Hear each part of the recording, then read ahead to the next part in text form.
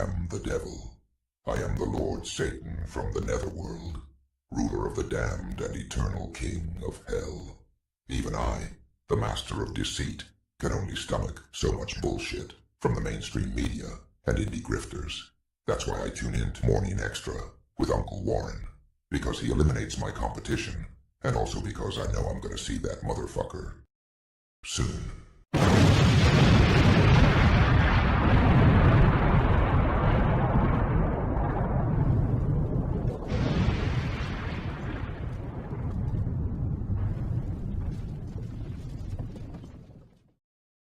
Deo, Deo.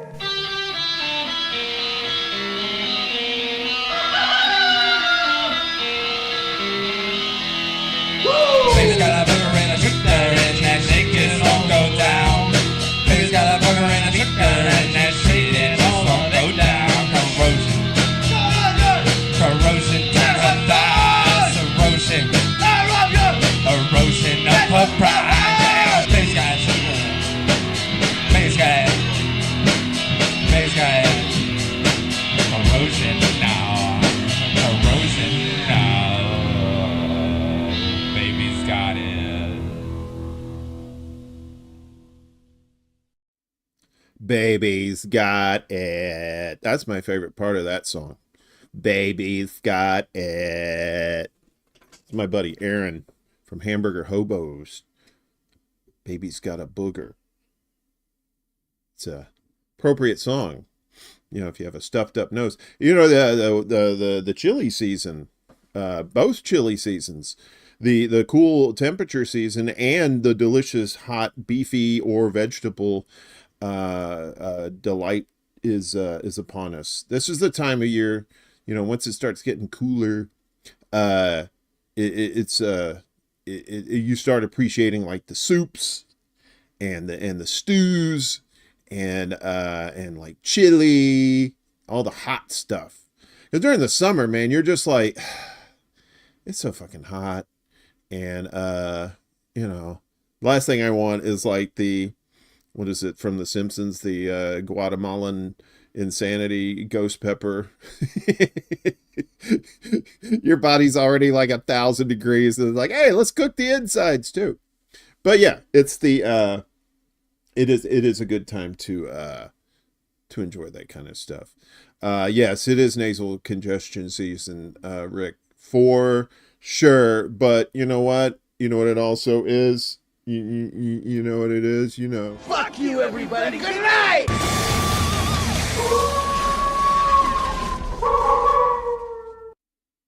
That's right. Rocktober continues. Had the secret show this past weekend. That was nice. It was great just seeing the same faces that show up here in the morning.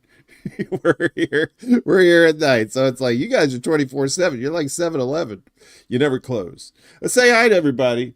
We got a CBC voter in the house with the hot chili pepper there. I know X is for eyes. X is for eyes. As we said, Rick's here. Rick, you're used to the heat though, you know, where you work, concierge of hell. So chili is probably like ice cream to you at this point. We got Chuck's Intergalactic UFO show. He had his premiere last Friday.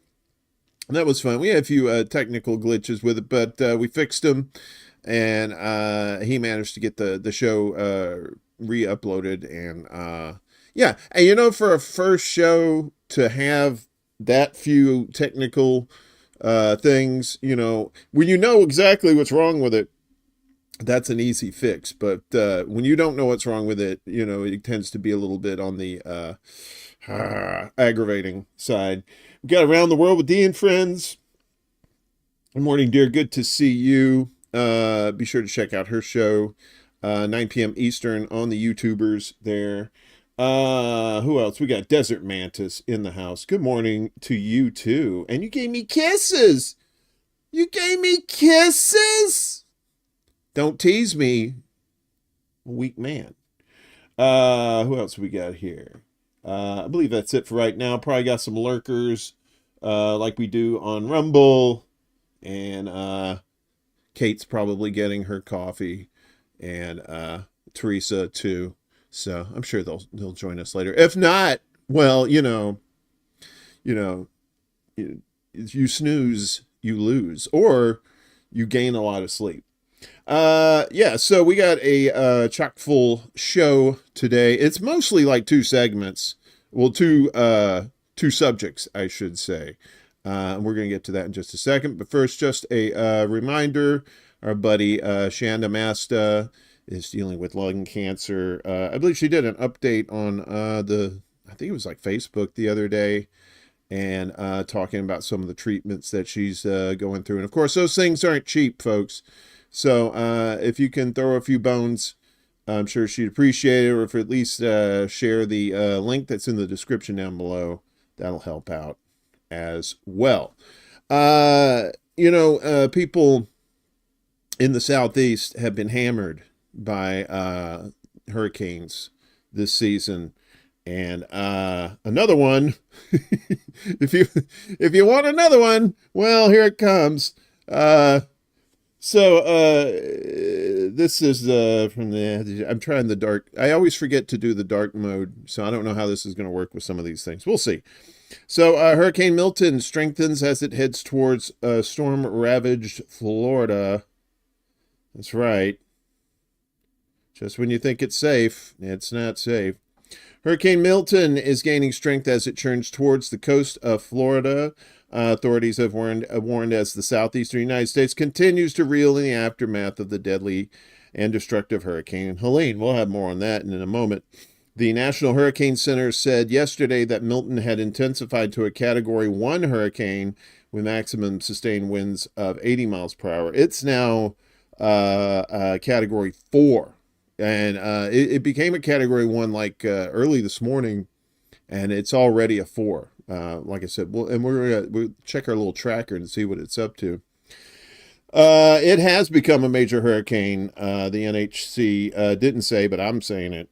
Cat 4 is a major hurricane. While forecast models vary widely, the most likely path suggests Milton could make landfall on Wednesday in the Tampa Bay area and remain a hurricane as it moves across central Florida into the Atlantic Ocean. That's according to forecasters. That would largely spare other southeastern U.S. states ravaged by Hurricane Helene, which caused catastrophic damage from Florida all the way into the Appalachian Mountains. The death toll from Helene rose to 230 people on Sunday, days after the storm roared into the Florida coastline as a Cat 4 hurricane on September 26, before carving a path to destruction inland and causing major flash flooding. So, and this is from Zoom.Earth. So if you want to track this yourself, go to Zoom.Earth and you can check this out. I used this for tracking Helene when it was going through its deal. So you can see right now it's here to the northwest of the Yucatan Peninsula, and it looks like it's already getting hammered there in Progreso and Cancun, and then these little cities here. But as you can see, it's going to take this southern swoop, and then they're predicting it's going to head right across Florida proper, with really only this part of the panhandle being spared. And if we zoom in here, this is pretty much where it's going to make landfall, apparently. So you got, this is Tampa Bay here, St. Petersburg, Florida, and I'm not sure what city this is. Sarasota's down here, Clearwater. So yeah, and I think evacuations have already begun in those areas. I think they began yesterday, because they knew this was going to, you can't use Zoom Earth because you're scared of heights. Well, you shouldn't have watched that then. That was a height thing, you crazy person. Yeah, so that's Milton. Milton's making its way to Florida. So I hope all our peeps down there, I got people down there too, that have just been totally just, exhausted from this kind of stuff is very understated,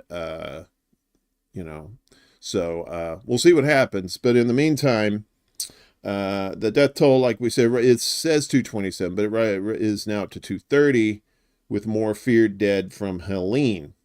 So nearly a week after the monster hurricane Helene made landfall in the U.S., the death toll soared to 230 as of this morning, as the devastating storm claimed hundreds of lives and destroyed homes in 6 states. The deadly hurricane, which hit the U.S. on September 26th as a Category 4 storm, caused widespread devastation as it made its way northward from Florida.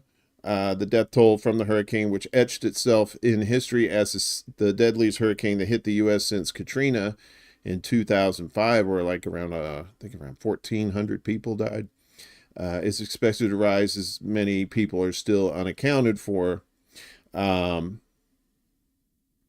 So the death toll is rising, and you have volunteers that are trying to help out, because every little bit helps in those situations. Trust me, I survived Hurricane Frederick back in '79. Our power was out for like 3 weeks. There was pine trees all over the place. Roads were blocked. And this was in an era where you didn't have the internet. You didn't have cell phones. So you relied on radio to find out the latest news, because the TV towers were down as well. What's up, Bella? Good to see you. Good morning to you and all yourn. So an army of private volunteers, including mule drivers and helicopter pilots, are helping deliver supplies and rescue stranded victims after one of the deadliest storms in U.S. history. So it devastated wide swaths of a half a dozen states. Untold thousands remain cut off from Asheville, North Carolina, with many roads impassable and telecommunications equipment damaged or destroyed. I think Duke Energy is taking care, is the system in North Carolina, and they didn't have like transformers and stuff that they needed because they shipped a lot of them out to Ukraine. Yeah. Many residents have stepped up to help, including Ben Miller, a real estate agent and father of 2 from the Winston-Salem area, who has been driving supplies into the affected area. It's been pretty intense, he said. It seemed like it couldn't happen here. Miller dropped off 27,000 bottles of water in Marion, just outside of Asheville, yesterday. The next day, Sunday last week, 44-year-old brought aid to Spruce Pine, a remote town where he has family roots. In addition to individual efforts, a number of volunteer groups are supplementing official channels of disaster relief, a long tradition that includes so-called Cajun Navy. I remember the Cajun Navy, an ad hoc flotilla of civilians who helped rescue people stranded in Louisiana after Katrina in 2005. Volunteer group of private pilots. The Altitude Project says it raised $200,000 this week to fund operations. Volunteers include a professional race car driver, the owner of a distribution and logistics company, and others who work in commercial real estate and social media content creation. So yeah, that's the thing about these storms like that. It doesn't matter if you hate each other politically. People, they drop all that bullshit. I'm talking about regular ass people. They drop all that shit, and they do what it takes to help people in these, because the Southeast is just always hammered by hurricanes. But there's been rumors that aid has been blocked, like the individual efforts have been blocked. People have been threatened. So according to FEMA, this is from their fact check. They're trying to dispel all these rumors. So it says the rumor, the FAA is restricting access to the airspace for Helene rescue and recovery operation. Now, this is from the FEMA website. So this is what they're saying. Now it says fact. It did say false before. So the FAA is not restricting access for recovery operations. The FAA is coordinating closely with state and local officials to make sure everyone is operating safely in very crowded and congested airspace. But helicopter pilot threatened with arrest after flying rescue missions in flood-ravaged North Carolina. This is from last week. Now, I know this is the New York Post. New York Post, not exactly the standard for journalism, but this was also in The Hill. Two diametrically opposed flavors of media, both agreeing on the same thing. So I figured, okay, we'll go with the one that was a little more nuts and bolts here. So hello, nobody asked for you. A South Carolina pilot who flew stranded Hurricane Helene victims in flood-ravaged North Carolina to safety claims he was told he would be arrested if he continued the rescue missions. Hey, Marcus, good to see you. Great show yesterday. Political Matrix. It's good to see you, my friend. So they flew stranded hurricane victims in flood-ravaged North Carolina to safety. Claims he was told he'd be arrested if he continued the rescue missions. Jordan Seedham was flying victims out of the devastation over the weekend when local leaders told him there was a flight restriction on the area and that they would have to arrest him if he continued making flights. There were other victims. As we were flying out, leaving the area, we spotted within 300, 400 yards of their location. People were waving for help as my son and I were leaving. That's the gentleman right there with his son. I'm assuming this is the dad, because if that's the dad, and okay, well, we're not going to go into that. After the storm wreaked havoc on the region, leaving hundreds of people stranded as entire roadways washed away, Seedham read about a family that was stranded without water on a mountain in Banner Elk, a ski town heavily battered by the storm, and knew he had to take action. I thought, I have a helicopter, maybe I can help. I say that all the time. I have a helicopter. What can I do with it? Sometimes I pretend I'm Batman, and people go, no, that's just some asshole in a helicopter. Seedham, who once led the Chesterfield County Sheriff's Office narcotics unit, and his teenage son, Landon, flew out bottled water and food to the family on Saturday and decided they would set out to find other people in need of help. The father and son, both volunteer firefighters, flew 4 victims to safety on Saturday, including 2 women stranded at the top of a mountain and 2 vacationers trapped inside their Airbnb.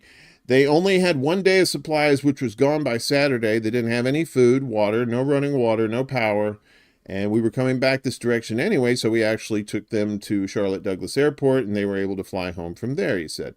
After sleeping in recliners in a pilot lounge at a nearby airport, the father and son went back out on Sunday and found a husband and wife who waved them down from their partially washed away home. Only equipped with a small helicopter, Seedham had his son exit the aircraft to make room for the wife, whom he flew to a group of first responders about 3 minutes away. I originally left my son co-pilot on the side of the mountain. The helicopter was kind of unstable, so I didn't want to put more weight on the helicopter to lift it back off. So I left my son with the other victim, and I was just going to take one person down at a time, he said. Seedham's plans to return for the other victim and his son were squashed by an unnamed Lake Lure fire official who allegedly threatened to have him arrested if he continued picking up stranded victims. He told Seedham said, I explained to him that I left my son on the side of the mountain and I left another victim. I was going to go back and bring them. It was already set up for the landing spot and I would get out of his area. He told me I wasn't going to go back up the mountain to get them. I was going to leave them there, he said. Yeah. And then after multiple times he told him to go fuck himself, yeah, that's what I would have said.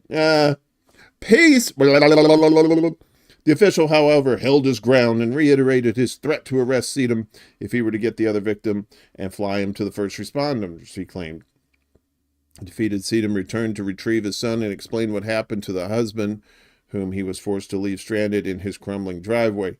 Within half an hour of the confrontation with the fire official, Seedham said a temporary flight restriction was enacted over Lake Lure, where he had been trying to save the stranded people. By the time the restriction was lifted on Monday, Seedham reloaded his helicopter with food and bottled water and flew back to Lake Lure with the Carolina Emergency Response Team, a volunteer group dispatching pilots where people need to be rescued. While he is now doing everything he can to help those in need, Sedum says he believes the Lake Lure fire officials' decision to stop him from picking up victims on Sunday put lives in jeopardy. I can only imagine what the people were thinking. You've been stranded for 24, 36 hours, no way to speak with anyone. You don't know what's going on. You see a lifeline fly over and they keep going. I can only imagine what they were thinking. Exactly, right? And FEMA's broke, right? FEMA's running out of the water. FEMA doesn't have all these fucking resources, they say. And so people are going to help. That's the Southern way. I mean, it's, you know, and these people down there should know that. But everybody is so afraid. They're just so afraid of, like, well, they told me this. We have to do this. We have to do this. And it's like, you know, and it's usually people who have less experience doing that kind of shit than the actual volunteers who've been doing it forever, you know? Oh, it's very frustrating. So I'm just glad he got those people off the mountain. And these are like very remote areas already, right? A lot of these places you can only get up there with on a dirt road that may or may not be just a cattle path going up that way. So, you know, good on them. And that's some good Southern stubbornness right there. We're going to help those people. That's what this guy says. Meanwhile, they have a bigger fish to fry, I guess, in the wake of all this stuff regarding the waters there. So this is from Common Dreams. Concerns raised about toxic exposure in the aftermath of Helene's floodwaters. Edward Carver, Mr. Bad Hair Day, but good journalist.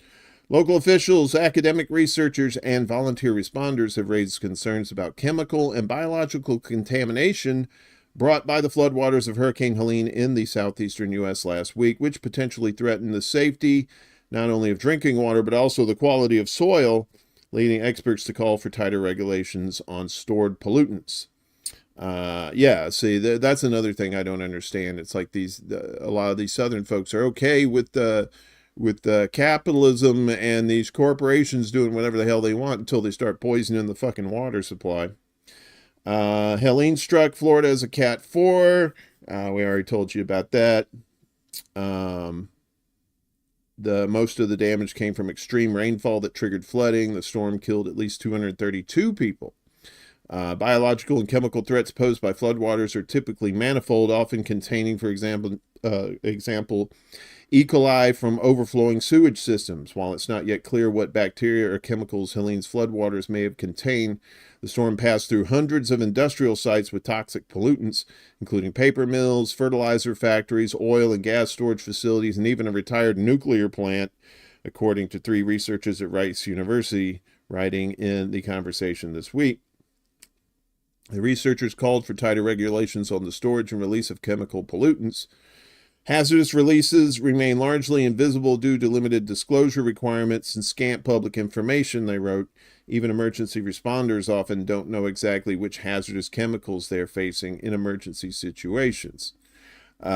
We believe this limited public information on rising chemical threats from our changing climate should be front page news every hurricane season, he said, or they added.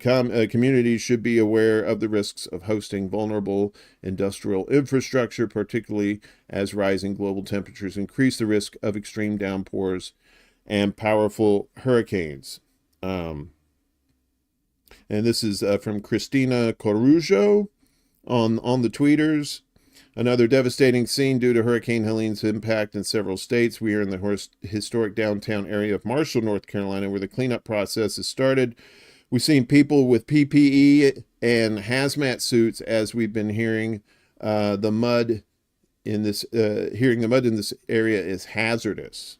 Yeah, so the devastation of infrastructure and the lack of drinking water in cities such as Asheville has rightly received national media attention following the storm. In North Carolina alone, more than 700,000 households lost power, and 170 still don't have it as of Thursday, as of this past week. Yet the National Weather Service warns that while floodwaters can create clear-cut devastation, what you can't see can be just as dangerous. Helene also brought with it public health concerns that are less obvious, including to other non-public sources of drinking water. Helene's floodwaters overran many wells, rendering them unsafe to drink, at least until treatment and testing can be done. North Carolina's Department of Health and Human Services advised residents not to use contaminated well water earlier this week. You think? Yeah, don't use the shit water, please, and thank you. These storms, Marcus, I'm glad you're here because he had a very interesting conversation yesterday about the sources of these storms, right? And I tend to agree with Marcus. Like a lot of people were saying, well, it's HARP's messing with the weather, and they're doing this and they're doing that. And as to a certain degree, I believe that the weather manipulation is going on, but to create giant hurricanes like this and be able to guide them to places, it seems a little bit, science fiction-y at this point. I'm not saying it isn't possible. I'm just saying it's probably not probable, and because they made a good point, by saying, if they could control these storms and stuff, they would have been using them on Russia and Cuba and all these places that they don't like, So, yeah, it's I mean, I keep my mind open to that kind of stuff because I know DARPA can create all kinds of crazy shit because they're always like 20 years ahead of us in technology anyway. But a major hurricane like Helene was like 500 miles wide. I mean, I don't think you can. The only way you could alter the path of a hurricane is if you heat the water in front of it as it's moving to hotter than the rest of the water, because it's like water running downhill, right? It takes the path of least resistance. In this case, it takes the path of the most heated water, right? That's why when it gets on land, there's no more hot water, and it tends to die out. So that's the gasoline that feeds those things is hot water and moisture like that, and low pressure too. So meanwhile, in Thailand, where you neither win nor lose, see, because it's a tie. At least 3 killed as flood swamped Thailand's Chiang Mai. So they're having historic flooding as well. At least 3 people have been killed after flash floods swamped Thailand's northern city of Chiang Mai. The city, a popular tourist destination, was inundated by torrential rain as the Ping River swelled to 17.4 feet, its highest level in 50 years on Saturday night. The river runs along the eastern edge of the city. Residents were forced to wade through thick, high brown waters, and some tourists evacuated from their hotels and trucks. Some shops were forced to close, while the central train station was shut after floodwaters poured inside. Train services to the city were also suspended.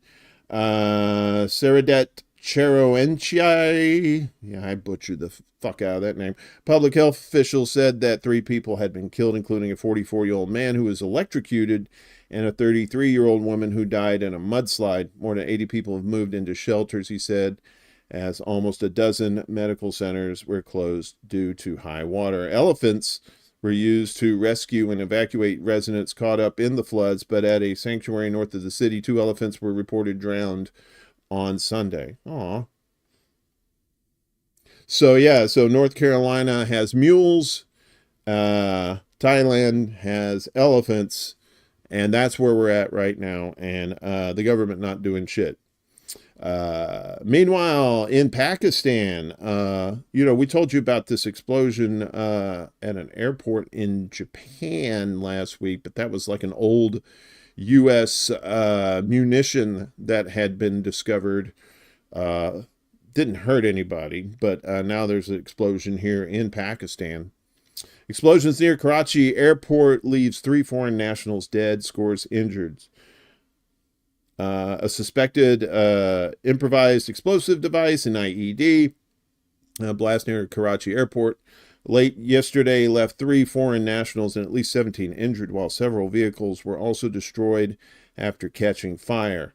Home Minister Zia ul Hassan Lanjar said an investigation into the explosion has been launched, adding that closed-circuit TV footage was being acquired. Reports are suggesting that it was an IED explosion. Sources claim that the sound of the explosion was heard in different areas of the city, including Karimabad Defense and Jamshed Road, with television footage showing massive thick clouds of smoke and a blazing fire from the site. All injured have been transferred to Jinnah Hospital for emergency treatment. And the Emirates airline is not taking any precautions either. Well, they are taking precautions, but they're not taking any chances with pagers and walkie-talkies. So Emirates Airline bans pagers and walkie-talkies after the Lebanon blasts. So the Emirates Airline has banned pagers and handheld radios from being transported on their flights. In a travel notice published Friday, the United Arab Emirates flagship carrier announced that passengers are prohibited from carrying these devices on flights to, from, or via Dubai, whether in checked or cabin baggage. If found, Dubai police would confiscate them, Emirates said. The announcement comes days after Israel hit Lebanon with 2 attacks, detonating booby-trapped pagers and radios belonging to Hezbollah on 17 and the 18th of September. The attacks killed dozens of people and wounded more. So things are getting pretty hot over there. And I think it's fairly safe to say, if you've been watching this show for a bit, or if you or have been in this space for a while, you know that today is the anniversary of Al-Aqsa flood, the Hamas attack on Israel that started this whole new round of warfare between Israel and Gaza, which is not really warfare. It is a genocide. It is just murdering people wholesale over there. And of course, today is being marked with plenty of demonstrations around the world as they mourn and condemn the year of genocide in Gaza. This is from Jake Johnson at Common Dreams.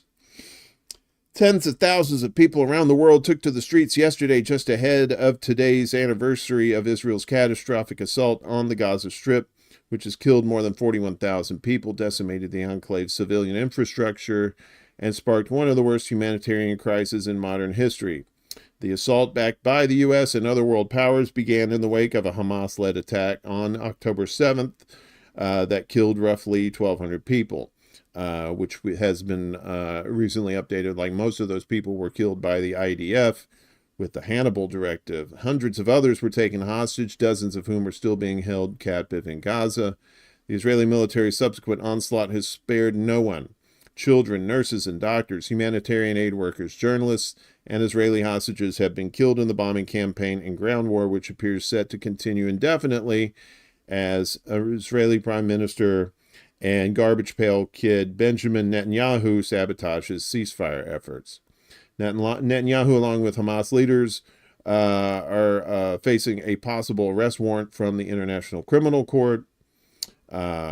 Jewish Voice for Peace, an advocate group that campaigns for Palestinian rights, held demonstrations in 26 U.S. cities yesterday to mourn a year of death and destruction and call on their government to stop arming the Israeli military as it continues to bombard Gaza and ramps up its attacks on Lebanon. As the demonstrations took place, Israel's military killed dozens of Gazans in an attack on a mosque and school in central Gaza. A fragment of an American-made bomb kit was found at the scene.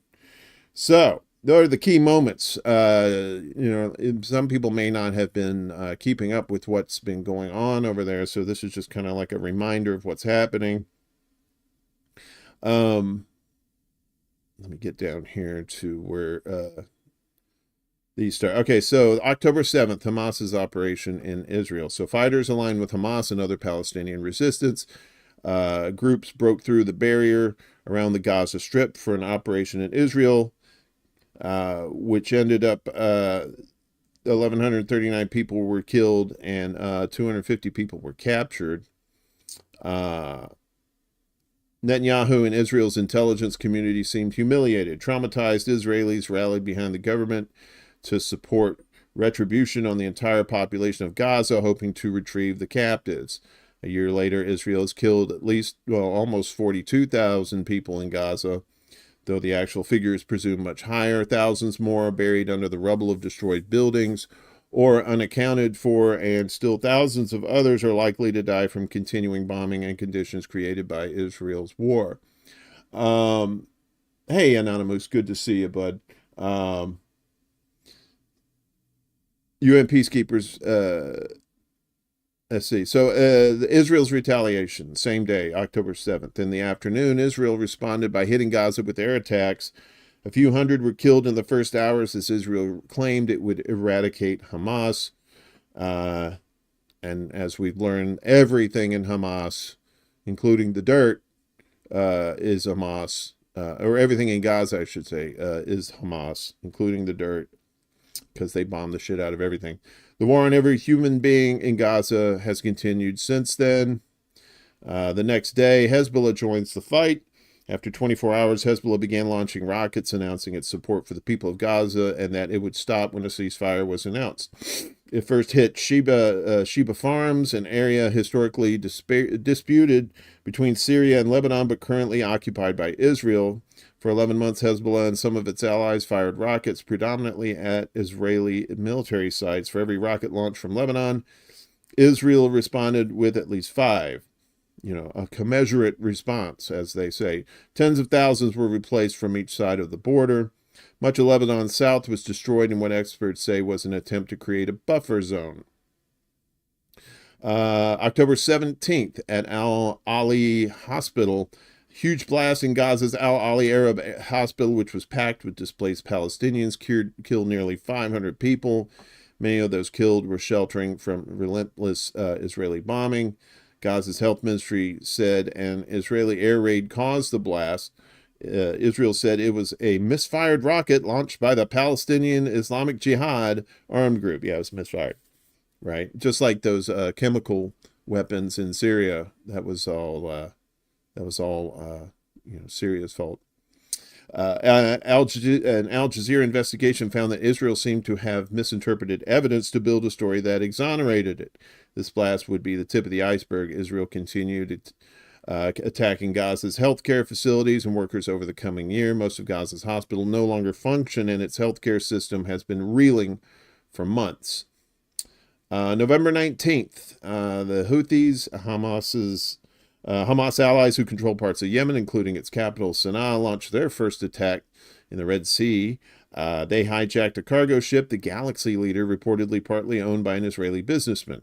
Some 25 people were on board and have since been held as captives by the Houthis. Houthi military spokesperson Yahya Sarris said the seizure was a response to the heinous acts against our Palestinian brothers in Gaza and the West Bank. Capturing the Galaxy Leaders started a Houthi campaign of missile and drone attacks against shipping. You may have heard about that. They basically cut off I think it's the Strait of Hormuz. I could be wrong. But they said, no dice, you're not bringing that Zionist bullshit in here. The Houthis have since launched about 130 attacks on what they say are Israeli-linked vessels in one of the world's most important trade routes. The Strait of Hormuz. Well, actually, it's... is it down here? It's actually the Bab al-Mandeb Strait. November 24th to December 1st, there was a temporary ceasefire. In a year of war on Gaza, there's been one pause in fighting, a 4-day ceasefire mediated by Qatar, which was renewed twice and held from November 24th to December 1st. Fighting paused and humanitarian aid was allowed to enter Gaza as Hamas released captives in exchange for Israel releasing Palestinian prisoners. Lucy, good morning, sweetheart. Good to see you. And Willie Bragg, too. Double feature. Good to see all y'alls. Hamas agreed to release 50 women and children out of the 237 October 7th captives. Meanwhile, Israel agreed to release 150 Palestinian women and children from its prisons after 7 days of truce ultimately expired. Ceasefire talks have since been in an impasse. The UN Humanitarian Office, OCHA, reported that despite the truce, Israeli forces shot and killed 2 Palestinians in Gaza on November 29th and shelled people on November 30th. Why? Because they're fucking evil. January 12th of this year, United States and British warplanes began bombing Yemen in response to the Houthis' attack on the Red Sea traffic. While 5 fighters were reportedly killed, the attacks failed to stop the Houthis' military activities against vessels in the Red Sea.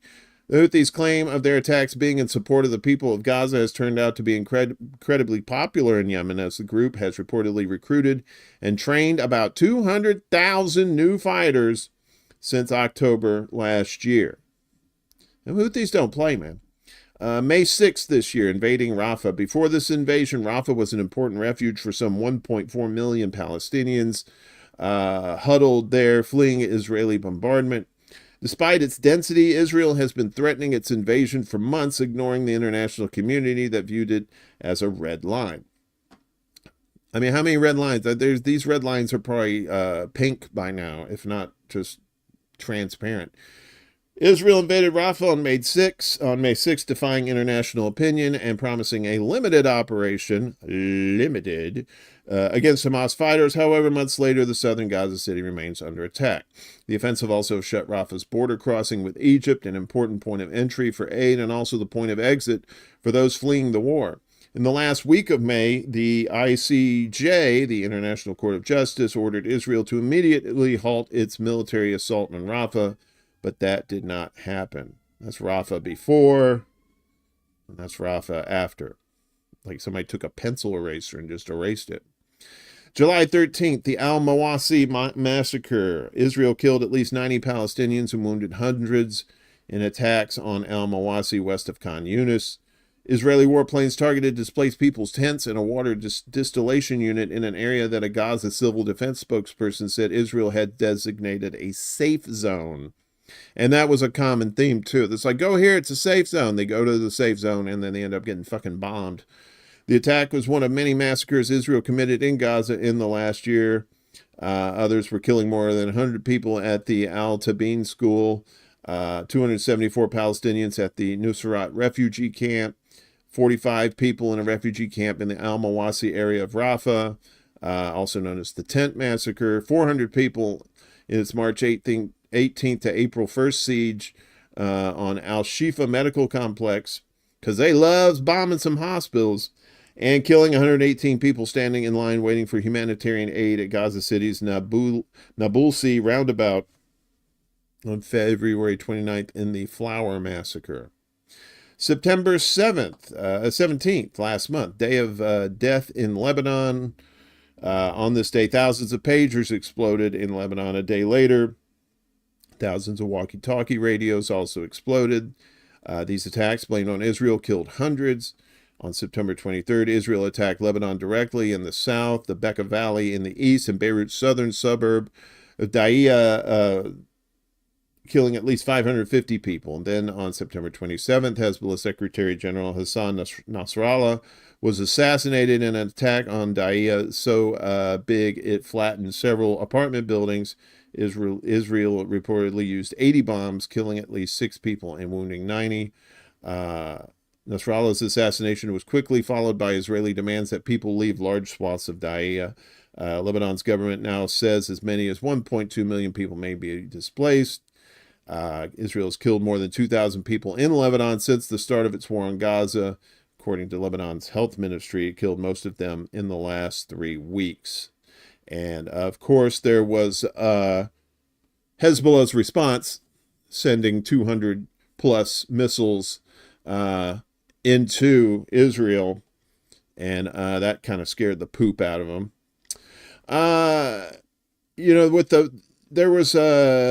We had talked about how some of these universities around the world were preparing for today. Some of them had tried to shut down vigils.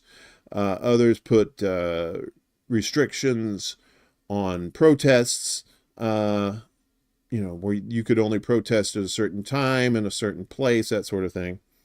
Meanwhile, pro-Palestinian students have occupied the University of Manchester campus in protest against ties with Israel. Pro-Palestine students at the University of Manchester have occupied part of its campus in protest against the institution's complicity with Israel and its ongoing occupation of Gaza and the Palestinian territories. In a press release by Manchester Leftist Action, a coalition of left-wing student activists from universities across Manchester. It announced that as part of students' actions against the senior leadership of their academic institutions that have been ignoring the demands to cut ties with Israel, Friday the 4th, which was this past Friday, students occupied the Samuel Alexander building at the University of Manchester's campus.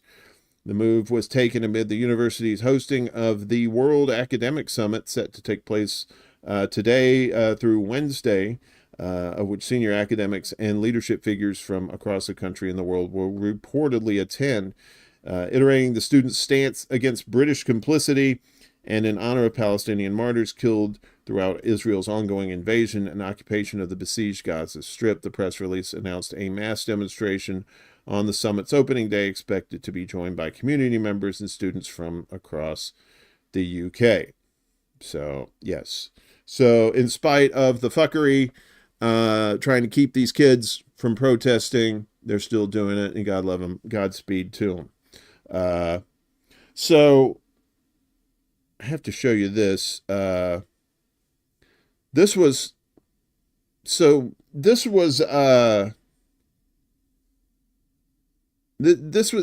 Gaza last year, September 2023, right? Not exactly in great shape as it is. You can see areas here of destruction and whatnot, but for the most part, you still see a lot of greenery and not total devastation, right?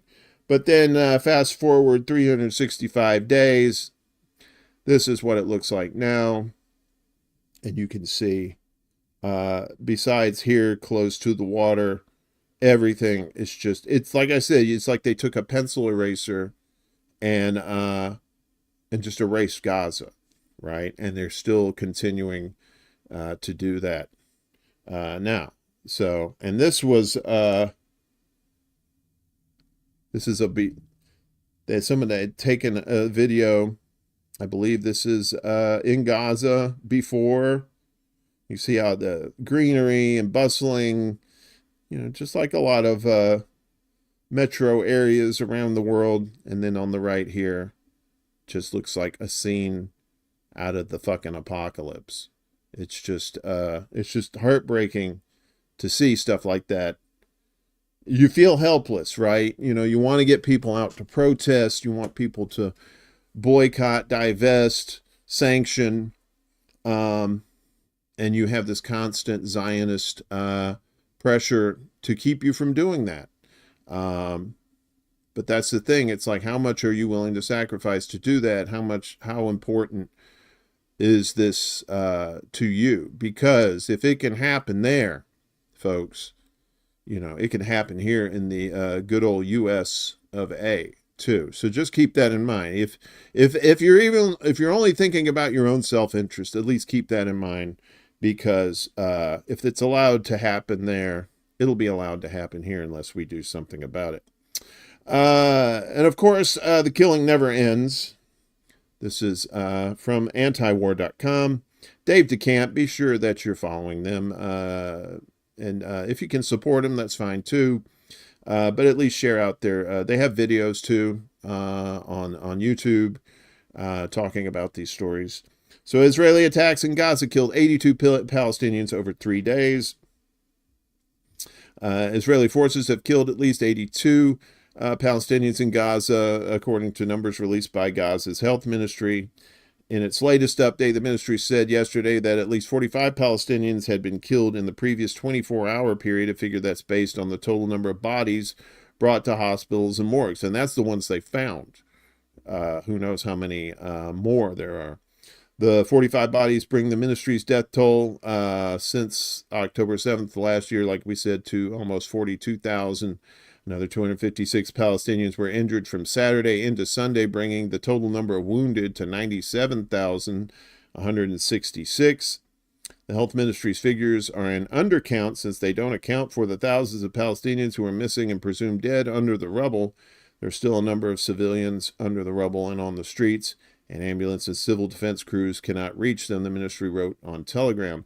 It's also unclear how many indirect deaths there have been due to the Israeli siege. A group of American healthcare workers who volunteered in Gaza published an open letter to President Biden and Vice President Harris that estimated over 118,908 Palestinians have been killed in Gaza, a total that includes tens of thousands they believe have starved to death. And don't forget polio. Polio's back, if only there was a vaccine, because vaccines, they treat symptoms, they don't prevent things from getting them. Yeah. Israeli attacks on Gaza yesterday included a strike on a mosque and a school in central Gaza's Deir el-Balah. According to the health ministry, at least 26 people were killed in both attacks. Israel's also escalated attacks on northern Gaza, killing at least 17 in the Jabalia refugee camp. I believe that's the next story. New Israeli assault on North Gaza signals the start of ethnic cleansing plan. The Israeli military has launched a fresh assault on northern Gaza and ordered all Palestinian civilians living in the north to head south, signaling Israel may be enacting an ethnic cleansing plan that has been reviewed by fuckface Benjamin Netanyahu. Known as the General's Plan, since it was drawn up by retired IDF generals, the plan would result in the complete ethnic cleansing of Palestinians from areas in Gaza north of the Netzarim corridor, a strip of land controlled by the Israeli military that separates Gaza City and other parts of the north from the south. Itzik Zaret, a reporter for Israel's public broadcaster Khan, said the general's plan was underway. In the future, the entire northern area of the Gaza Strip will be cleansed, according to the general's plan, he wrote on the tweeters. The first step of the plan is to transfer the estimated 300,000 Palestinian civilians out of northern Gaza, then impose a full siege on the north to starve out remaining Hamas fighters and other Palestinians who remain. Northern Gaza would be declared a closed military zone, meaning anyone who remains will be targeted by the IDF. Since Israel has bombed so-called safe zones throughout the war and the tent camps in the south are already extremely overcrowded, many Palestinian civilians are expected to ignore the new evacuation order. According to Al Jazeera, some Palestinians have started to head south, but Palestinian authorities are calling on civilians not to listen to the Israeli evacuation order. Israel claims about the presence of safe zones in southern Gaza are lies, as Israel commits crimes and massacres in all areas of the enclave. That's according to Gaza's interior ministry. We call on citizens in northern Gaza to ignore Israeli threats. Israeli forces are currently focusing their renewed assault in northern Gaza on the Jabalia refugee camp, like we said, and have sent tanks into the area for the first time in months. At least 17 people, including 9 children, were killed by Israeli attacks on Jabalia overnight Saturday into Sunday. The Israeli military said it has surrounded Jabalia, while Palestinian Islamic Jihad said its fighters have targeted Israeli troops attempting to penetrate the camp. Yeah. So, he said, fuck your anniversary. Let's keep it going, keep it going, keep it going. Global Solidarity, good to see you. Good morning to you, or good evening. I'm not quite sure you are in the world, but good day to you, or as it were. But wait, kids, there's more. Israeli airstrikes target aid trucks in central Syria and wound 3. Israeli attacks against Syria continued apace over the weekend, with strikes reported against humanitarian aid trucks in the Homs province of central Syria. The trucks were carrying food and blankets, weapons, because you can, have a food fight and you can smother somebody with a blanket, I guess. Along with medical aid from the Iraqi Red Crescent. Details are still emerging. The attacks reportedly took place in an industrial area near a car factory. 3 members of the relief team sent from Iraq were reported wounded in the strikes, and their condition is not at present clear. It is reported that in the last 72 hours, some 150 trucks have entered Syria through Iraq's Abu Kamal border crossing, and that the focus is to offer relief to the large number of Lebanese who have fled into Syria after the Israelis began ground invasions of Lebanese over the past week. Since Israel has been attacking Syria almost daily since then, it's clear that they couldn't simply flee from Lebanon to escape the onslaught. Israel has not commented on the attacks on aid shipments. Go figure. And probably won't do so, since such strikes would tend to be embarrassing to them to admit. Oops, sorry, we fucked up your shit again that we did on purpose. Israeli media often speculates that such attacks are because Iran is smuggling arms under the guise of humanitarian aid, though clearly it being humanitarian aid isn't much of an obstacle to Israeli attacks. Syrian state media reported that they intercepted hostile targets over the Homs province later in the day, though these reports emerged only after the reports of humanitarian shipments being attacked in the province during the daytime. Israel has been attacking government targets in Syria throughout that nation's civil war, though nominally has claimed its neutrality in the conflict. With regional tensions on the rise, attacks inside Syrian territory seem to be increasing, as well as most of Israel's other neighbors. And it's been said that Bibi wants a regional war. It's fucking psycho. And there's been a lot of restraint from Iran on that point, but the patience is wearing thin, and I'm afraid he's going to get his wish. Meanwhile, Hamas has said, "Fuck you too." They targeted Tel Aviv with a barrage of rockets as of today. The Palestinian resistance movement Hamas struck the coastal city of Tel Aviv in the occupied Palestinian territories with a barrage of rockets on the first anniversary of Palestinian fighters' historic Operation Al-Aqsa Storm against the territories. Ezzedine al-Qassam brigades, the Gaza Strip-based movement's military wing, announced carrying out the retaliatory strike today. The group said it had bombarded the city of Tel Aviv deep inside the occupation with a barrage of Makadma M90 rockets as part of the ongoing battle of attrition and in response to the Zionist massacres against civilians and the deliberate displacement of our people. The projectiles made impact in Tel Aviv suburbs while setting off sirens across the city and its surroundings. Footage recorded in the strike's aftermath showed extensive damage to buildings in the suburban area. Israeli media outlets specified two of the strike's targets as Holon, the regime's second largest industrial zone after Haifa, and the vicinity of the Ben Gurion airport, about 12 miles to the southeast of Tel Aviv, where two illegal settlers were injured as a result of the retaliation. The strike has imposed a shutdown on the terminal and prompted a state of full alert across the occupied territories, they added. According to the outlets, the Israeli military's failure to prevent the strike pointed to Hamas's continued control over the situation in Gaza. This is while the regime has vowed to destroy the movement, which, according to the regime's Israel Hayom Daily, still has dozens of long-range rockets at its disposal. Hebrew language sources, meanwhile, said the military was not in possession of any prior intelligence indicating the prospect of the strike. Earlier, too, the brigades had announced launching an extensive retaliation against Israeli military targets across the occupied territories using 114-millimeter Rajam rockets. Yeah, there's some stuff right there. Yeah.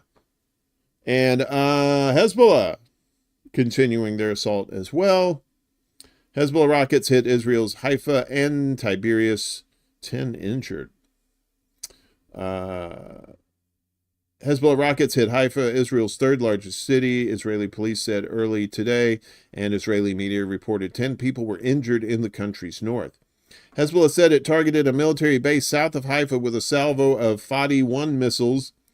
Media reports said 2 rockets hit Haifa on Israel's Mediterranean coast, and 5 others hit Tiberias, 40 miles away.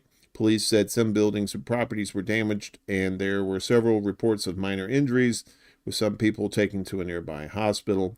Video taken by surveillance cameras showed the moment a Hezbollah rocket hit Haifa. Reuters was able to independently verify the location with the design and outline of the buildings, business signs, trees, and road layout that matched the file and satellite imagery of the area. Reuters was able to independently verify the date with corroborating reports and the timestamp of the footage. Israel's military said fighter jets hit targets belonging to Hezbollah's intelligence headquarters in Beirut, including intelligence gathering means, command centers, and additional infrastructure sites. Over the past few hours, the airstrike struck Hezbollah weapons storage facilities in the area of Beirut. the military said, noting that secondary explosions were identified following the strikes, indicating the presence of weaponry. Airstrikes also struck Hezbollah targets in southern Lebanon and the Bekaa area, including weapons storage facilities, infrastructure sites, a command center, and a launcher, the military said.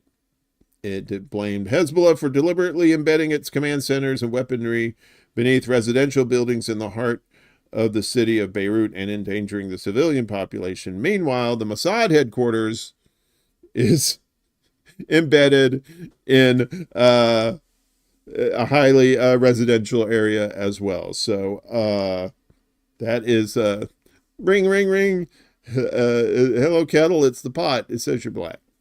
That's not a racist thing. Don't at me. So it turns out the Iron Dome is probably made out of toilet paper. Iranian missiles overwhelmed Israel's air defenses. That's according to a new report. Satellite imagery shows that Iran's barrage of ballistic missiles earlier last week was successful in overwhelming Israel's air defenses despite causing only limited damage, the Wall Street Journal reported yesterday. As a result, any future Iranian strikes against Israel could have much more serious consequences if they target civilian infrastructure or heavily populated residential areas, the Wall Street Journal concluded. And so there was I was seeing on the tweeters there that they were talking about, oh yeah, well, you didn't kill anybody with your. It's like, well, they weren't trying to kill civilians. All their targets were military, their bases, airports, that kind of thing. Then Hezbollah Iran should have said, well, no, that's you. You're the ones who like to kill everybody. We just wanted to blow up some infrastructure. But next time, motherfucker, it's going to be worse. Iran fired at least 180 ballistic missiles at Israel on October 1st in response to a series of aggressions committed by Israel, including the assassination of Hamas leader Ismail Haniyeh in Tehran in July, Hezbollah Secretary General Hassan Nasrallah in September, and Islamic Revolutionary Guard Corps Quds Force Commander Brigadier General Abbas Nilforoshan. That is a long title. The Iranian attack on Israel did not lead to any fatalities, but demonstrated Iran's advanced missile capabilities and caused major damage to 3 Israeli air bases. Israel is now reportedly preparing to launch a massive attack on Iran, possibly including strikes on its oil or nuclear infrastructure, with, of course, U.S. assistance. Because the U.S. says, we got to help Iran, we got to help Israel protect itself, and by protect itself, we mean blow the fuck out of everybody with lasers and shit. And of course, the journalists are not getting spared because they're the ones telling the truth there. The mainstream media, you don't see any mainstream media types getting popped over there because they're reporting what they're told to report. But this is just heartbreaking too, because this guy was just a kid, and it just really pisses me off. Palestinian journalist 19 killed in Israeli raid after receiving threats to press. Israeli forces have killed Palestinian journalist Hassan Hamad in an airstrike on his home in northern Gaza's Jabalia refugee camp that we just reported on. Days after the slain journalist said he was warned by an Israeli officer to stop filming in Gaza. Have the police here tell you to stop filming, and then you end up getting shot. With the killing of the 19-year-old journalist whose work appeared on Al Jazeera and other networks, the number of Palestinian journalists killed since the war began has risen to 175, according to Gaza's government media office. The Committee to Protect Journalists, CPJ, says at least 128 journalists and media workers are among the more than 41,000 people killed since October last year. Colleagues in the government's media office in Gaza confirmed Hamad's death, saying the journalist's home was deliberately attacked to silence him after he received threats. Hassan Hamad, the journalist who did not live past the age of 20, resisted for a full year in his own way. He resisted by staying away from his family so they wouldn't be targeted. He resisted when he struggled to find an internet signal, sitting for an hour or two on the rooftop just to send the videos that reach you in seconds, a post on Hamad's Twitter account posted by his colleagues said. At 6 a.m. local time, he called me to send his last video.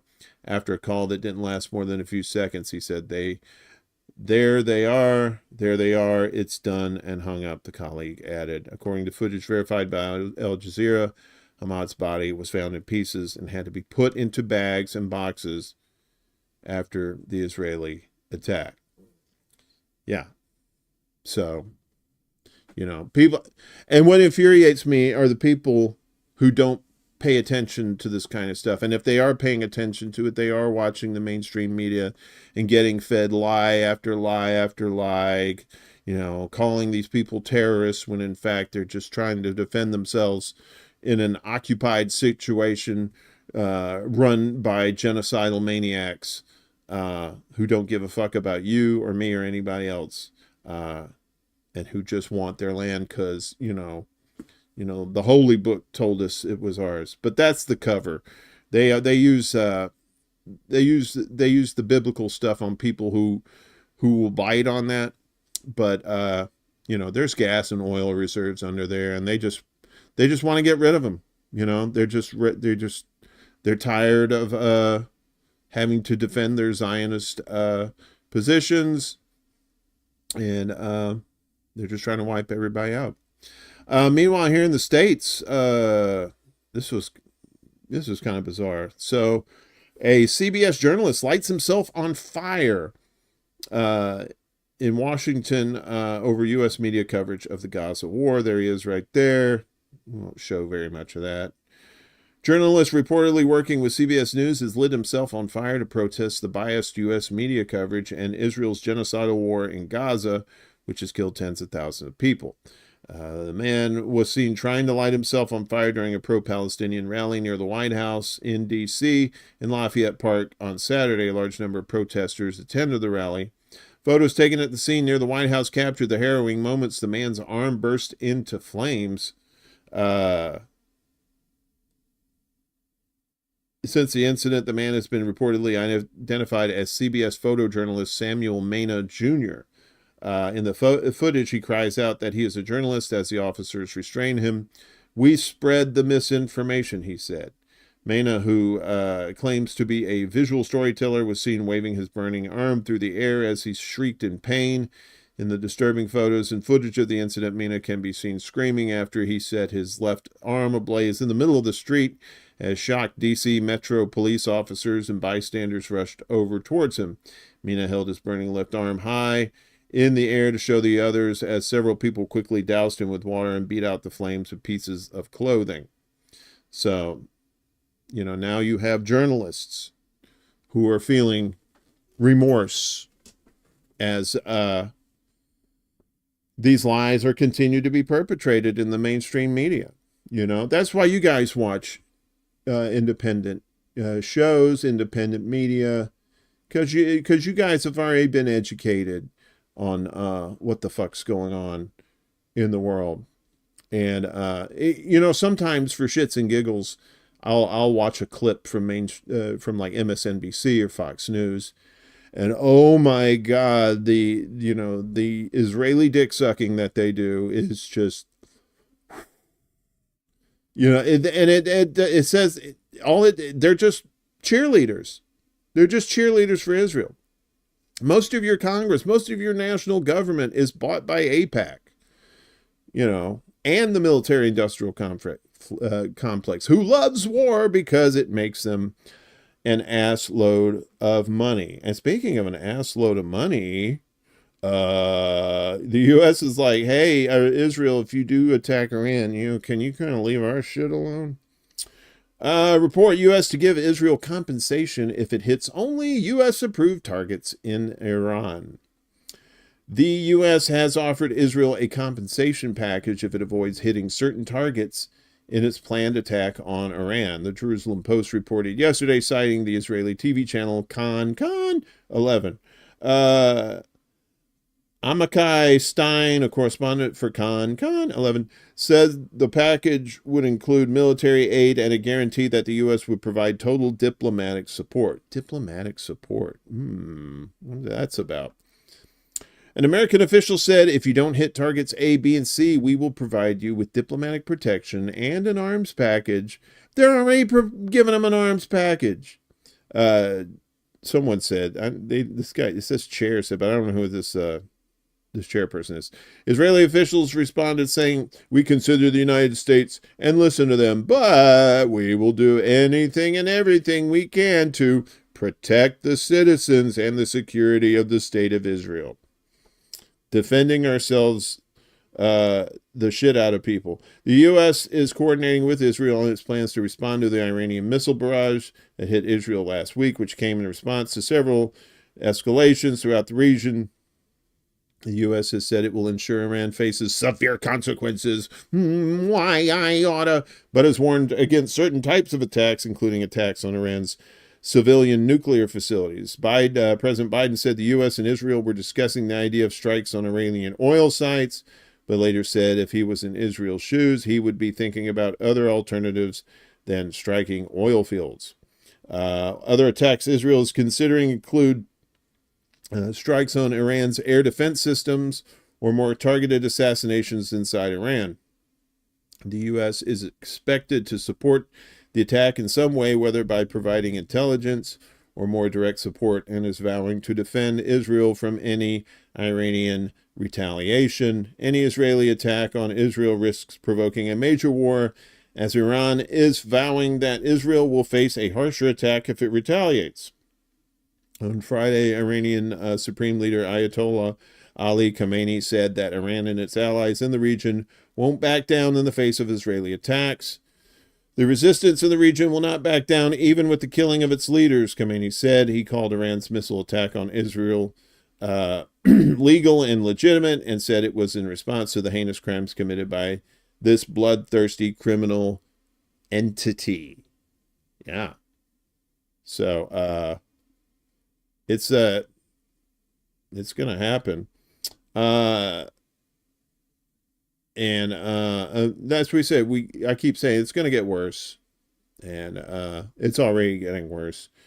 Those aid trucks that got bombed, well, turns out Antony Blinken had something to do with that. This is from Drop Site. I don't know if you've ever heard of this site. Blinken approved policy to bomb aid trucks, Israeli cabinet members suggest. And here's the failed reunion of New Kids on the Block.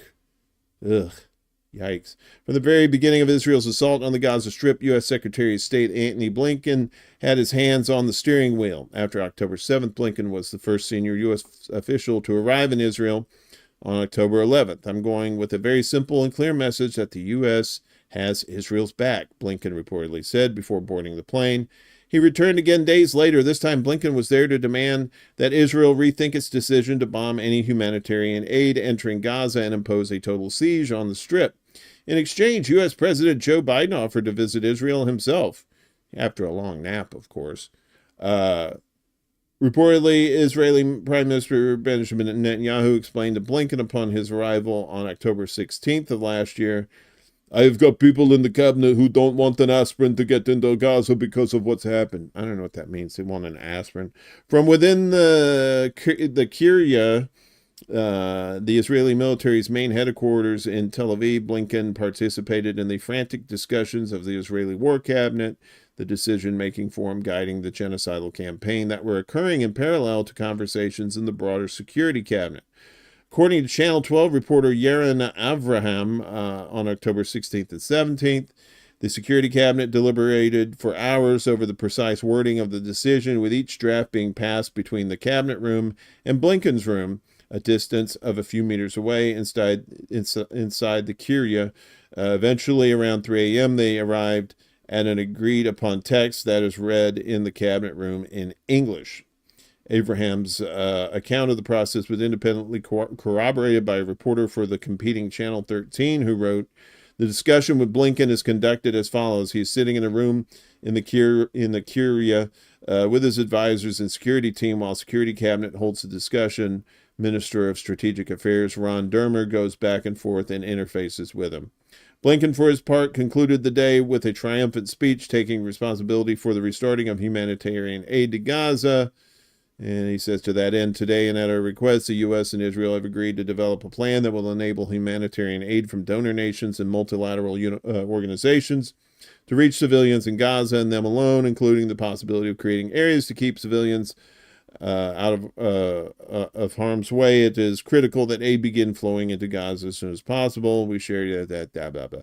Following day, after an additional round of cabinet meetings, this time helmed by both Blinken and Biden, an outline of the decision was publicly announced by Prime Minister Netanyahu's office. We will not allow humanitarian assistance in the form of food and medicines from our territory to the Gaza Strip.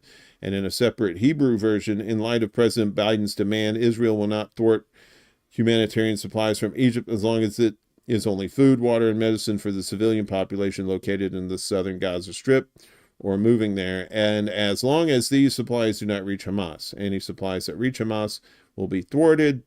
The Hebrew word to thwart is frequently used by Israel to describe targeted killings and assassinations. The previous policy of thwarting all humanitarian supplies from entering Gaza was conveyed to Egypt as an explicit threat to bomb aid trucks.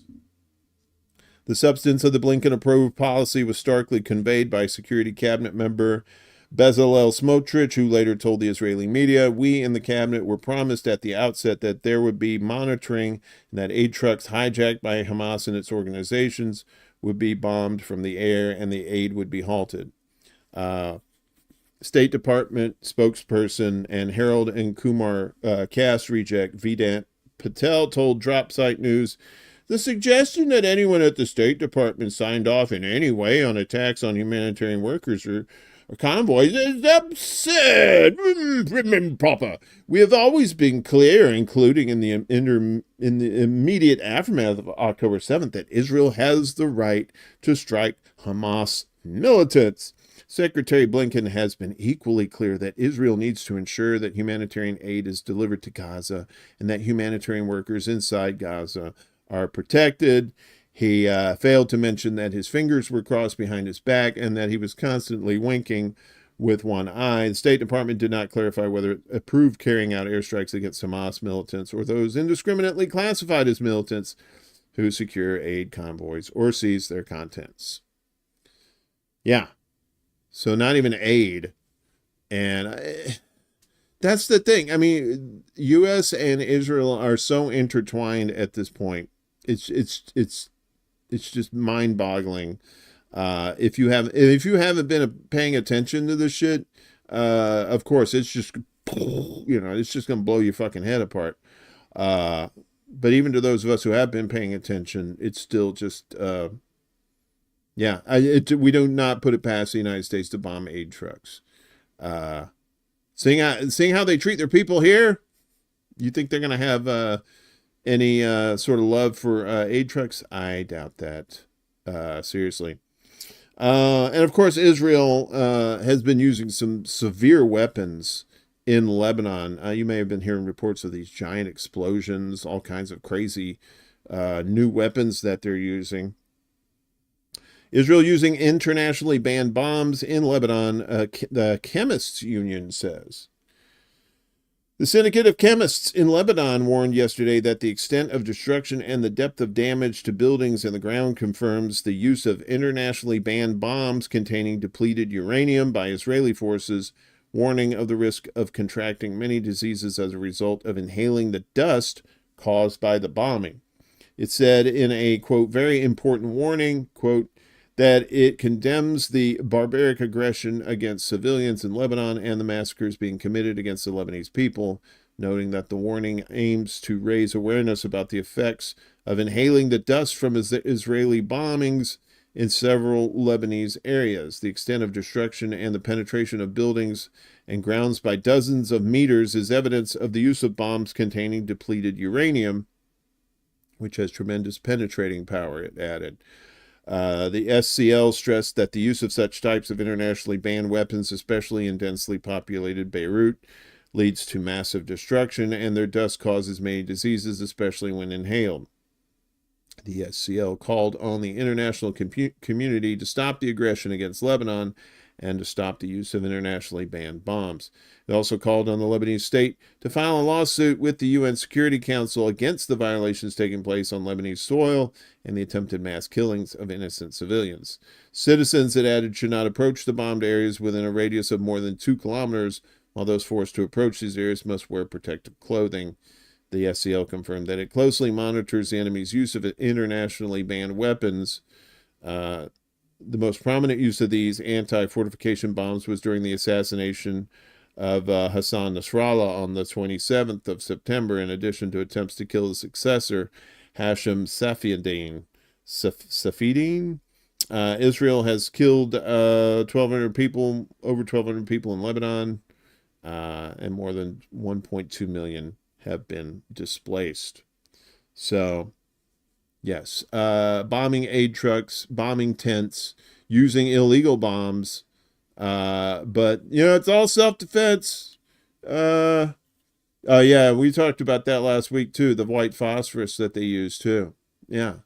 So, but, Iran's the terrorist, Hezbollah's the terrorist, right? They have no right to, do things legally. And finally, I know a lot of people read this, and I've been seeing reports that this went through, but no, France is going to be France.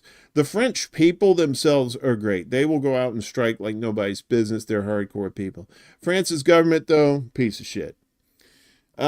This is from Middle East Eye. France's Macron calls for a halt to arms sales to Israel, but then does a little whoopsie sauce. I was just kidding. Look at me. Look at my joker. I'm just a joker with my long sideburns.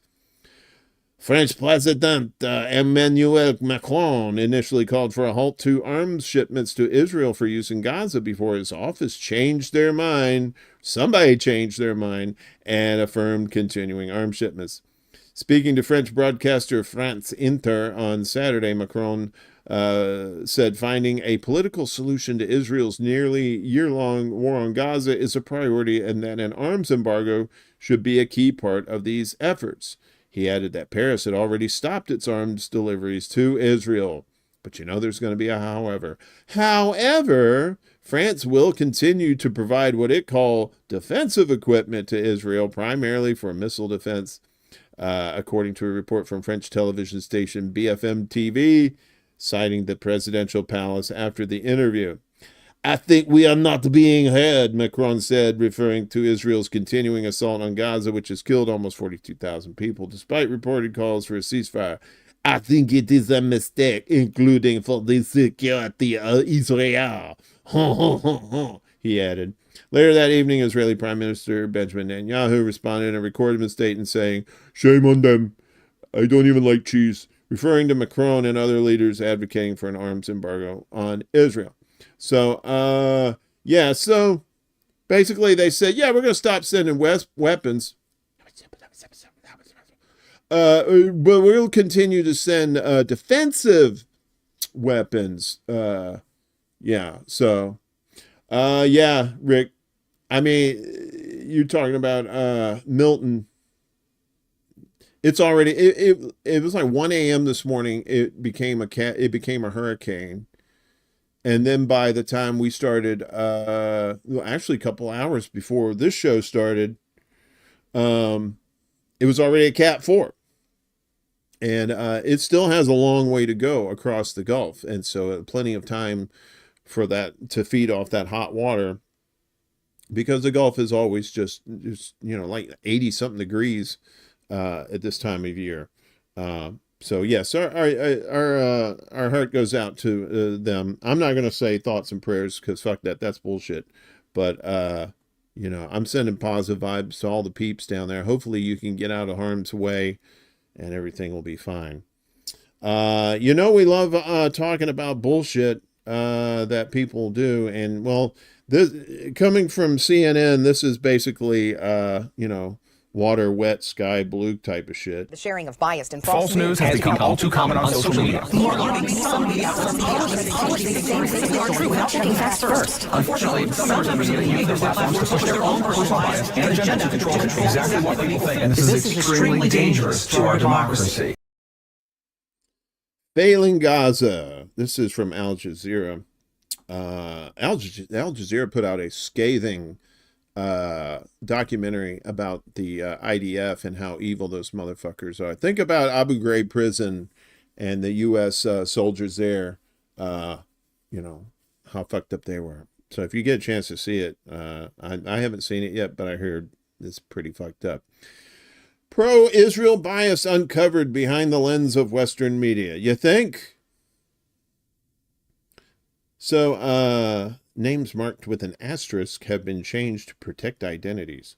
10 journalists who have covered the war on Gaza for two of the world's leading news networks, CNN and the BBC, have revealed the inner workings of those outlets' newsrooms from October 7th onward, alleging pro-Israel bias in coverage, systematic double standards, and frequent violations of journalistic principles. Or just violations of journalism, period, by not actually performing journalism.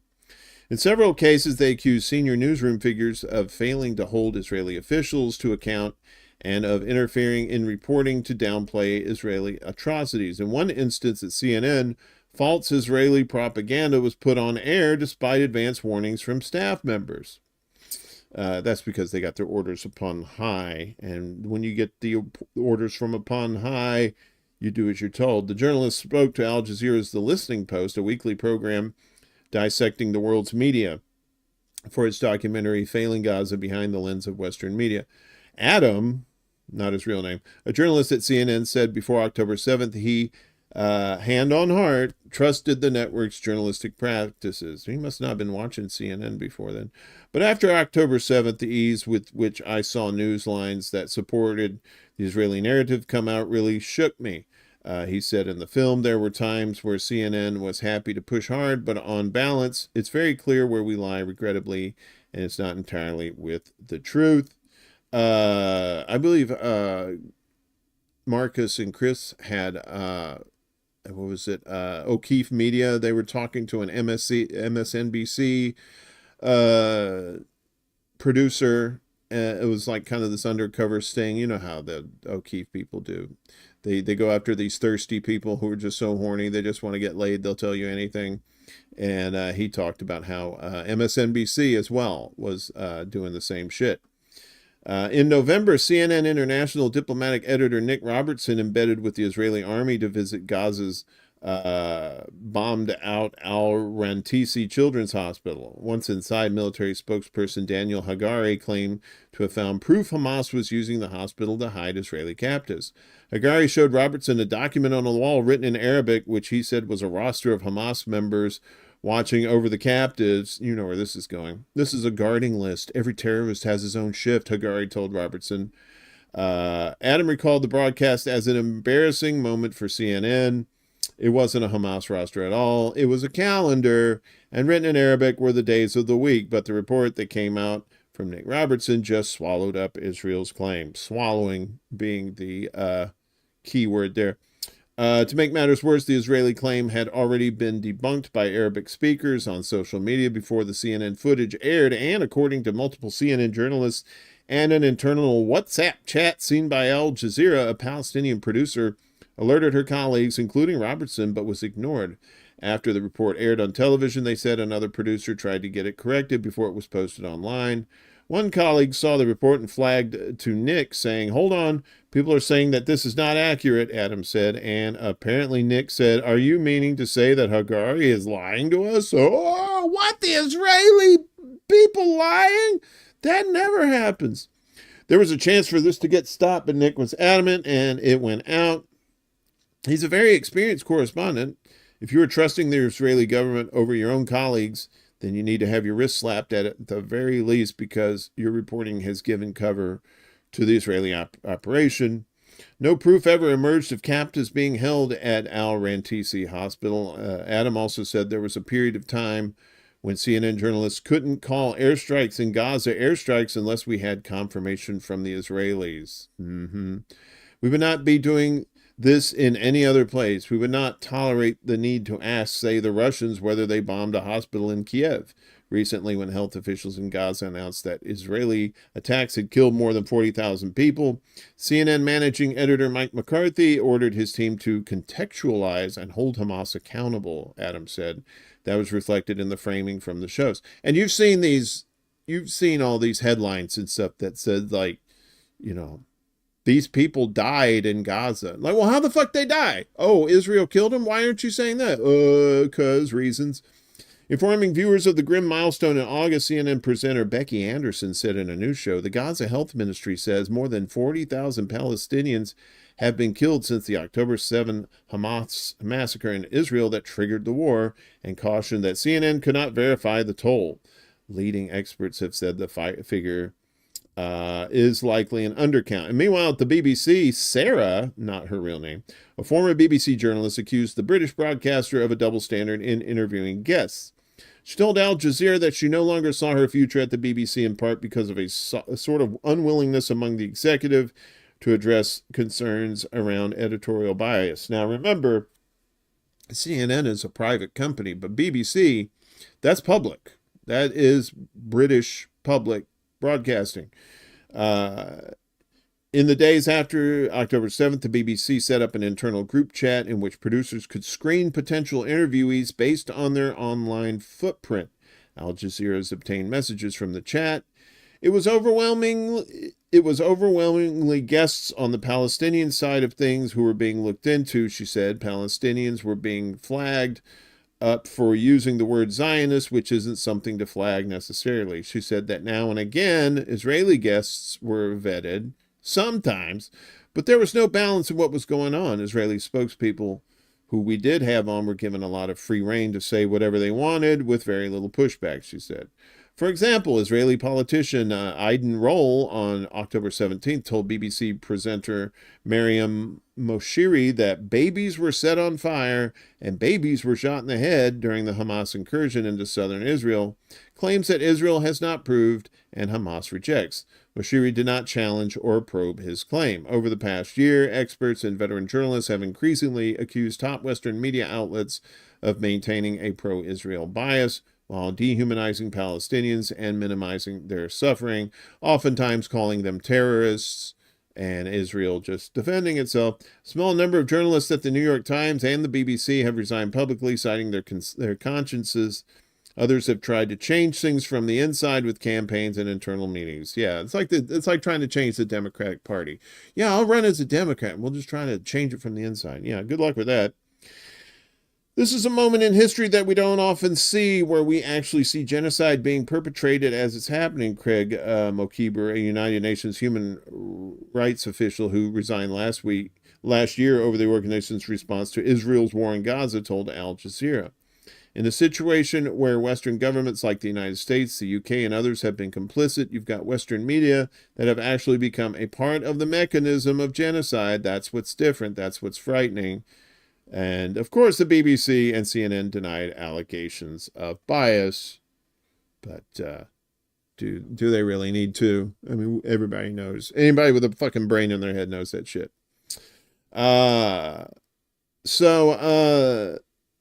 Rome, Italy, is run by psychos. They're trying to, go back to their fascist roots from World War II, as thousands defy ban on protests in Rome to rally in solidarity with Palestine. Thousands of people joined a demonstration in solidarity with Palestinians in Rome, despite a ban on all pro-Palestine rallies imposed by authorities as the first anniversary of Operation Al-Aqsa Flood has arrived. Violent clashes between agitators who had infiltrated the initiative and police were recorded at the end of the demo. Ooh, excuse me.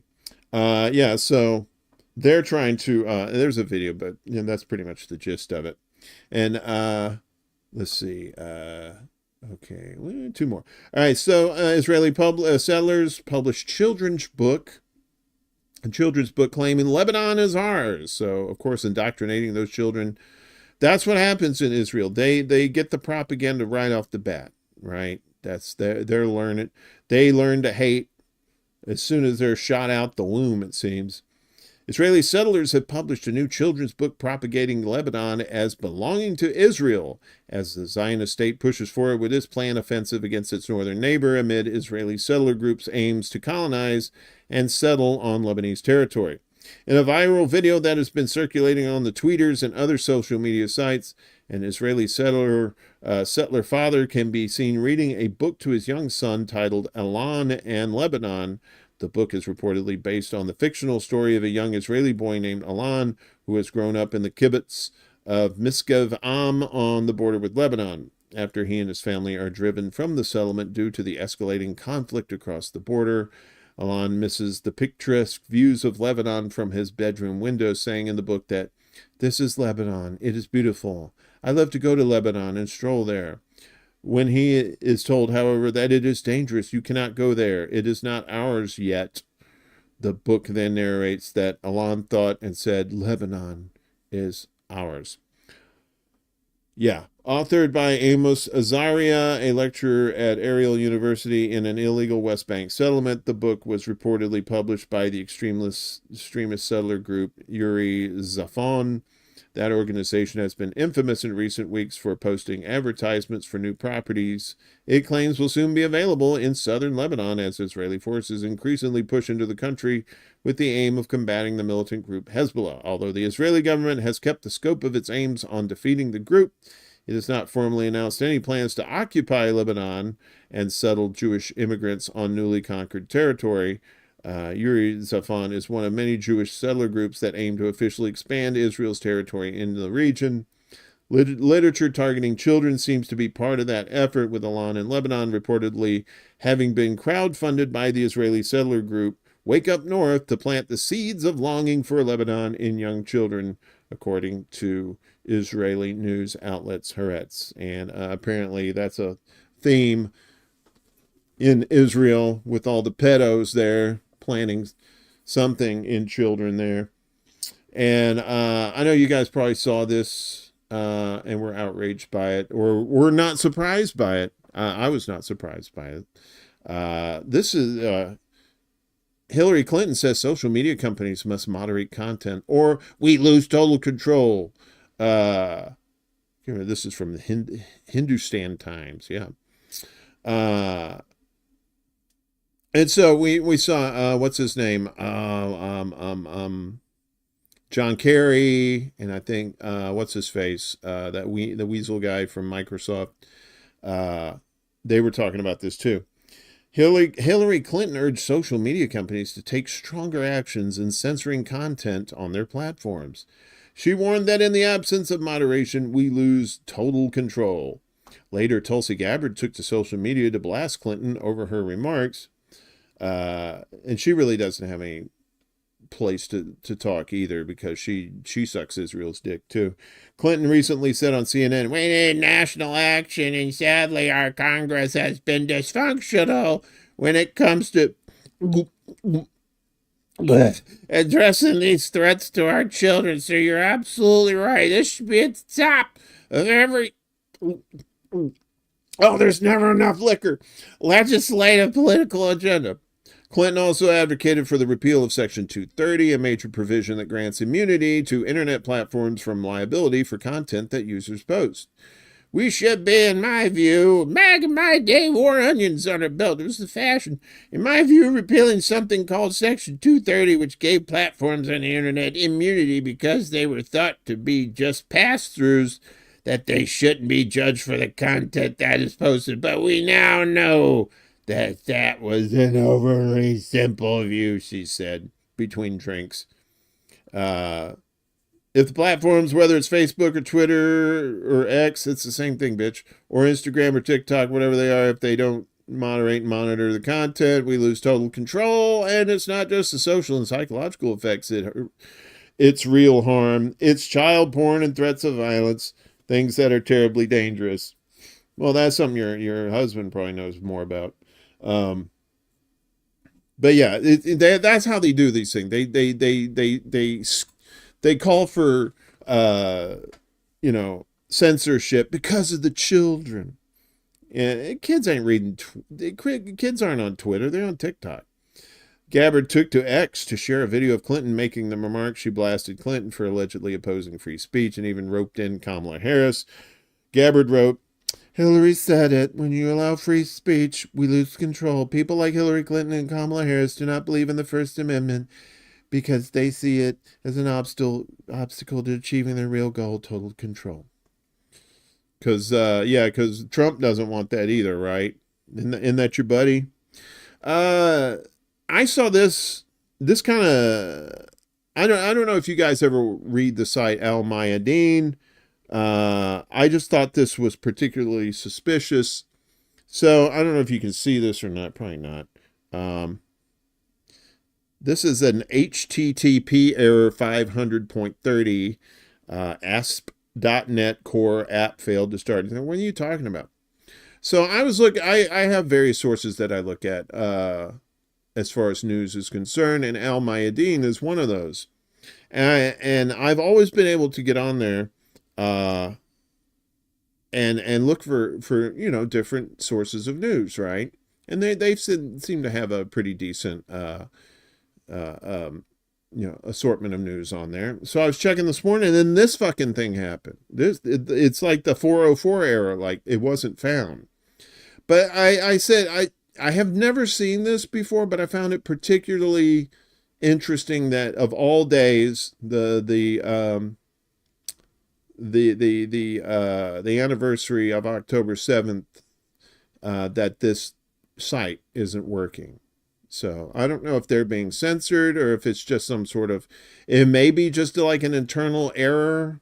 That's something on their end, but at this point, do we really know if people are being, what it is? Because you can get hacked pretty easily nowadays, if you don't watch out. So, they have all these LifeLock commercials like your identity is safe with us. Like, no, it's not. No, your identity is not safe. That's why I go by "Hey, would you blow me?" on most of my important documents. So, and I just doxed myself. Fuck! I said I wasn't going to do that.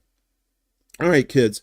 There was enough of the gloom and doom and all that stuff, and I really had a hard time trying to find a nice little kicker for the end of the show. I said, "Fuck it." This one will work. I don't know if you've ever seen Fletch, but one of the key lines in it is, does somebody have a towel? My car just ran into a water buffalo. Well, he may have happened in Iowa. So a former owner of a water buffalo that roamed Iowa suburb for days pleads guilty. This is not the owner. This is the actual water buffalo there, looking all tough like, "What's up, bitch? What's up, bitch? You want some water?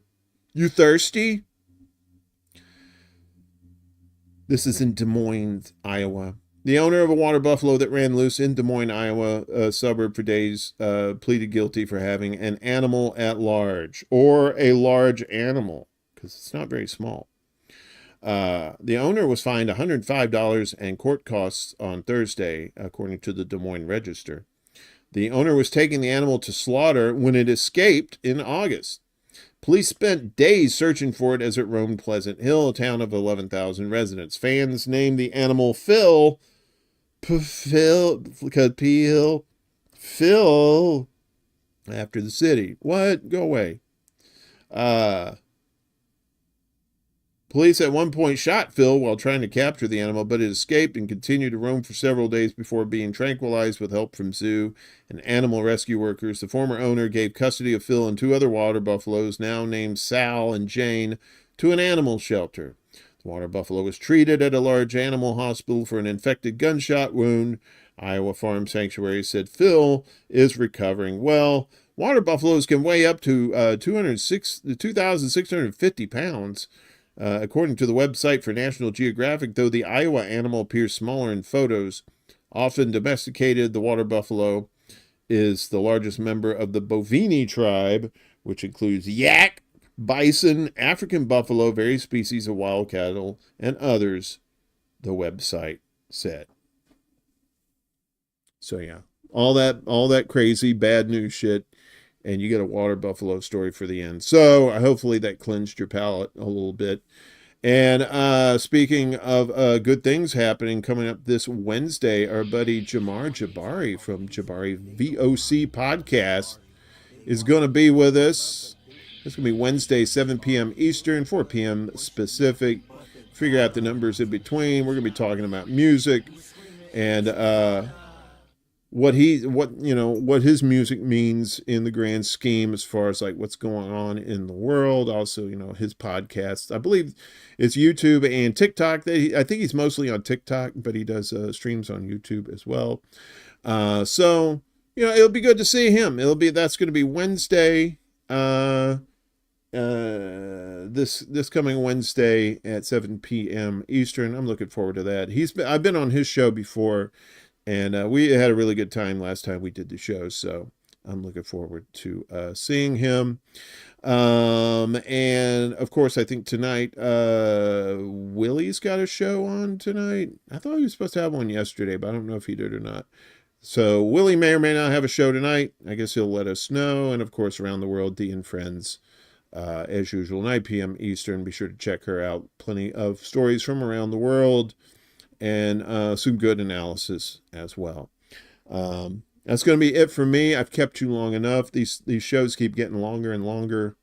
Pretty soon we're going to have a Blue Moon red wine type streams. They're going to be like 8 hours long, and hopefully have some electro tango in there too. Oh, Daddy likes the electro tango. It's delicious. It's part of this complete breakfast. And so are you. I want to thank everybody that showed up, that's been watching. We had a pretty decent crowd today over on the YouTubes. And we probably had some lurkers over there on Rockfin and Rumble. That's fine. Your anonymity is safe with us.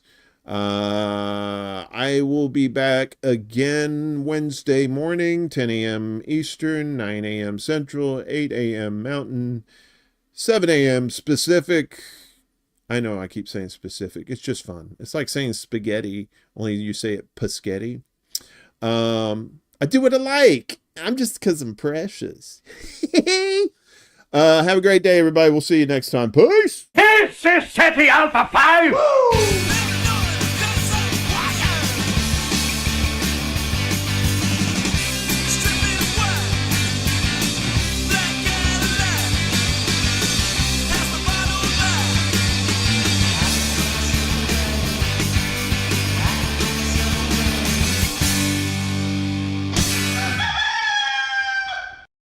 Damn good song, wasn't it, dog? You like that song? All right.